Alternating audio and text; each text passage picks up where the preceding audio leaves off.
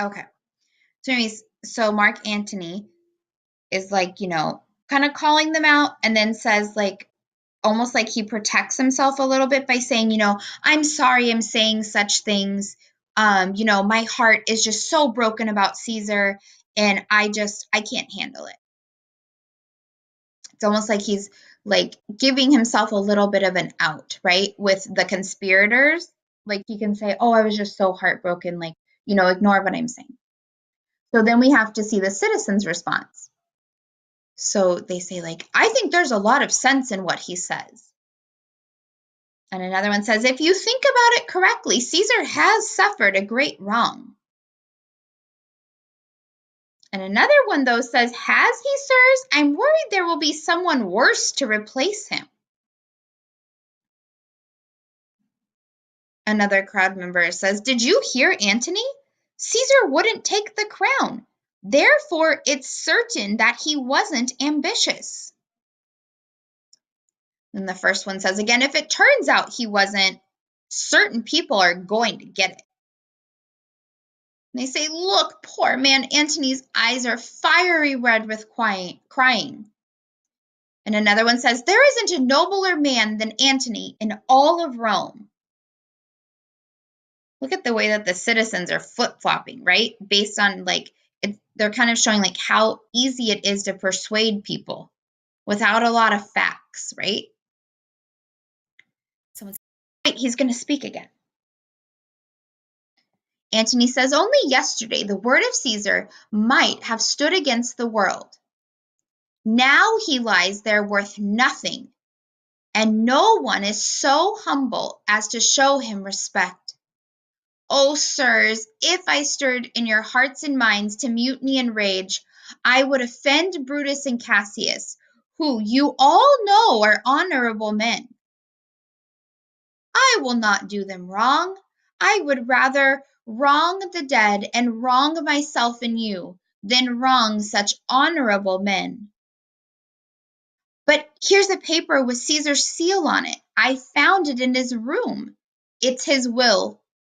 If you could only hear this testament, which, excuse me, I don't intend to read aloud, you would kiss dead Caesar's wounds and dip your handkerchiefs in his sacred blood and beg for a lock of hair to remember him by.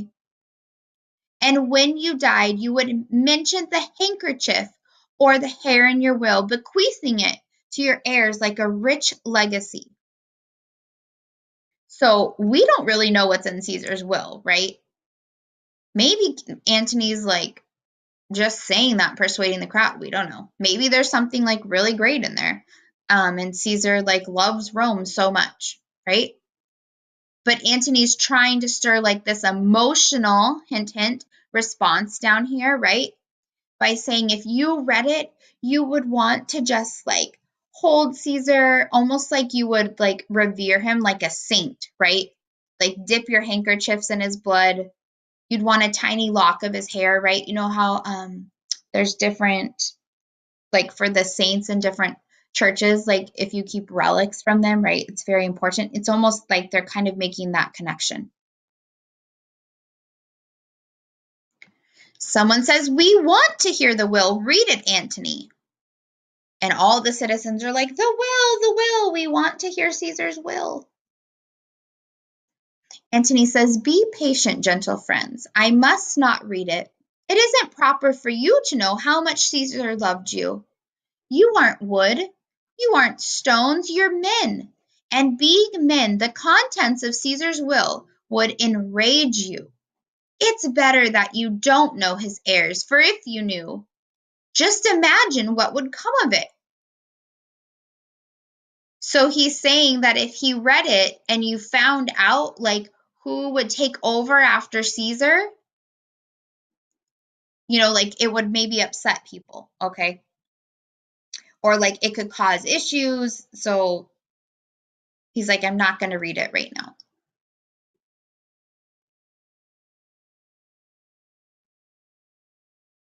And another one says, read the will. We want it, Antony. You have to read us the will. Caesar's will. Antony says, will you be patient? Will you wait a while? I've said too much in telling you of it. I'm afraid I wrong the honorable men whose daggers have stabbed Caesar. Antony's like really kind of stirring the pot, right? He's really stirring up those citizens a little bit. Like, these are such honorable men who killed Caesar with daggers and stabbed him to death. I would never want to wrong them. And here we go. One of the citizens says, they're traitors, honorable men, right? And everyone's like, the will, the testament. And then someone says, they were villains, murderers, read the will.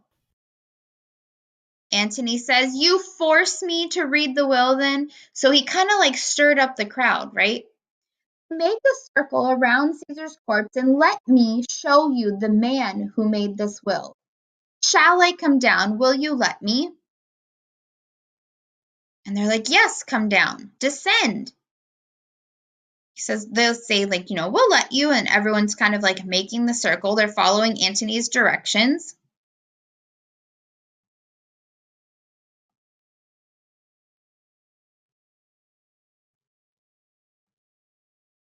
Antony says, no, don't press up against me. Stand further away. So they kind of like all stand back. Antony says, if you have tears, prepare to shed them now. You all know this cloak.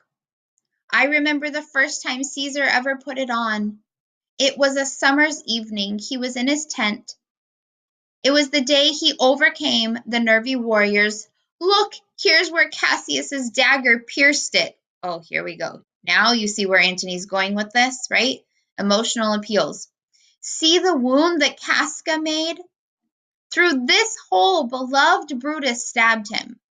Does he really know where each person's stab mark was? No, right? Instead, he's like calling out each of the people. And when he pulled out his cursed dagger, see how Caesar's blood came with it, as if rushing out a door to see if it was really Brutus who was so knocking rudely. For Brutus, as you know, was Caesar's angel. The gods know how dearly Caesar loved him. This was the most unkind cut of all.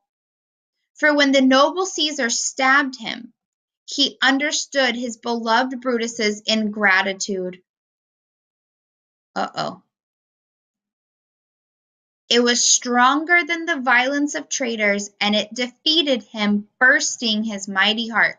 It's kind of like the first time he's really like saying something negative, right? And at the base of Pompey's statue, with his cloak covering his face, which was dripping with blood the whole time, great Caesar fell. Oh, what a fall it was, my countrymen! Then you and I and all of us fell down, while bloody treason triumphed. Oh, now you weep, and I sense that you feel pity.